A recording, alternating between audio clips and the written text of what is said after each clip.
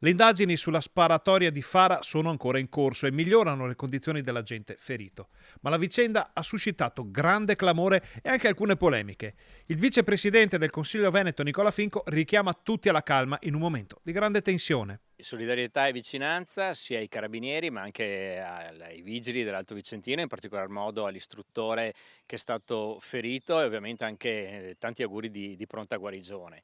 Abbiamo avuto l'ennesima prova dell'operatività delle nostre forze dell'ordine, ma soprattutto anche della grande capacità che hanno avuto. Sono momenti sempre delicati e particolari e penso che oggi ogni chiacchiera in più sia inutile, ma vada espressa la massima vicinanza alle forze dell'ordine che hanno fatto il loro dovere. Il vicepresidente del Consiglio regionale sposta quindi l'attenzione sulla situazione internazionale, che potrebbe aver posto le condizioni per quanto è accaduto a Fara e per quanto potrebbe succedere in altre zone. Sappiamo che, soprattutto anche nell'ultimo periodo, stanno arrivando ovviamente grandi numeri, no, anche per quel che riguarda l'immigrazione e arriva di tutto, arriva gente che per carità magari fugge da una guerra, ma arrivano anche gente che magari ha determinati problemi anche da un punto di vista,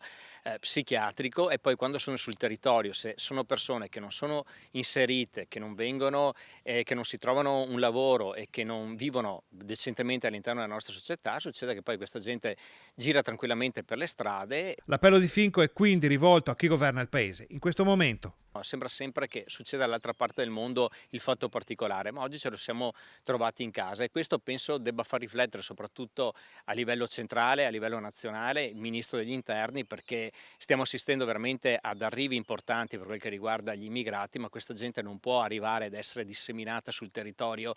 nazionale senza nessun tipo di regola, ma questa gente deve essere accompagnata e seguita, altrimenti di casi come quello di Fara purtroppo nei prossimi anni potremo vederne altri.